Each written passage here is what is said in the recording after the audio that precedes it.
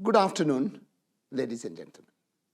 It is a delight to be a part of the Commonwealth Foundation's critical conversation. I am Mohamed Nasheed, currently Speaker of the Maldives Parliament, the People's Majlis. I'm addressing you from the Maldives, a Commonwealth member and one of the most climate vulnerable nations in the world.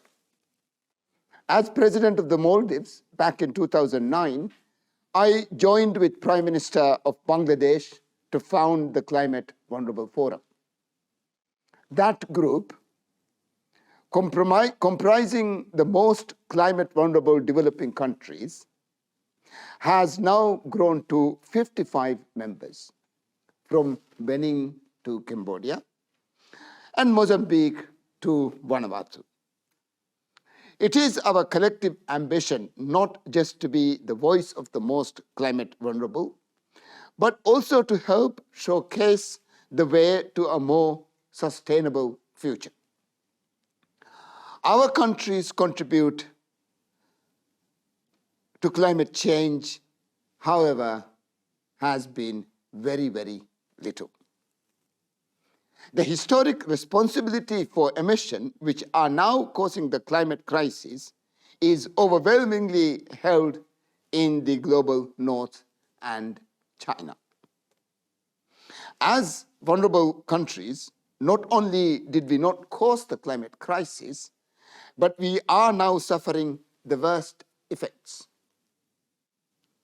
We took a loan to build a road, to build a house, to build a school, to build a harbor, or some such infrastructure.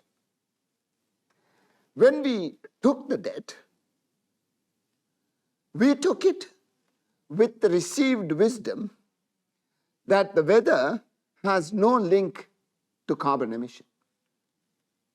But now, IPCC is clearly saying that the bad weather is because of carbon emission.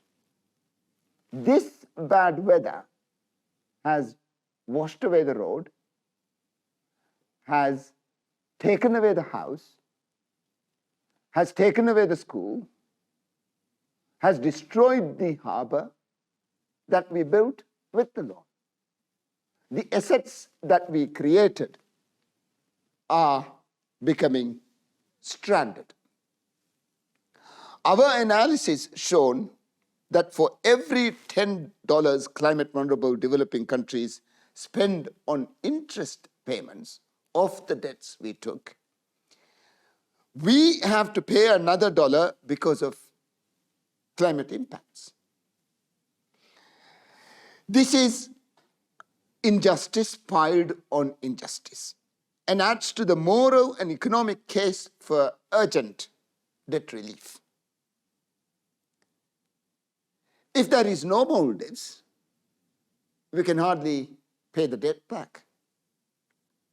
Therefore, the CVF is proposing a large-scale climate debt swap for debt-distressed vulnerable countries. Here's the basic outline. Countries would first undergo a debt sustainability analysis that assesses their ability to continue to service commercial and official debt. A bank, the World Bank, or a bank, would then supervise a substantial write-down of unpayable debt and the issuance of new guaranteed bonds. This way, creditors and bondholders will get some repayment rather than seeing defaults. With at least 18 months of interest payments on these new bonds guaranteed by the bank, the World Bank, debtor countries will not be locked out of capital markets. Governments will still be able to invest in strategic areas of development, including health, education, sustainable energy, and climate-resilient infrastructure. Governments fear and worry of being locked out of the capital market is very, very, very real. For many debt-ridden countries, to be able to pay their civil servants and to pay pensioners, governments have to sell treasury bonds and treasury bills.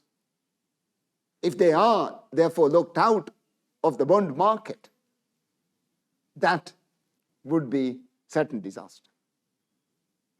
And therefore, governments are not willing to singularly announce their need for restructuring. Collectively, we must find solutions and ways of sustaining our economies.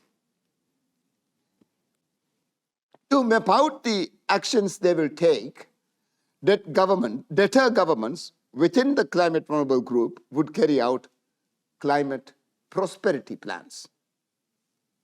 Bangladesh has come out with one such plan, the Mujib Prosperity Plan. For adaptation, I believe the natural climate solutions and soft engineering projects like the protection of forests, mangroves and coral reefs, instead of concrete seawalls and embankments, are the best approaches. Soft and biological adaptation measures. Let me be clear.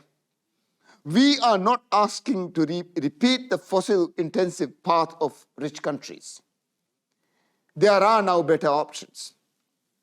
Technologies like renewables, energy storage, clean hydrogen, and advanced nuclear fission meant that we can rapidly escape from the age of fossil fuels. But this can only happen so long as the money is available in the required investments. Historic injustices can never be righted.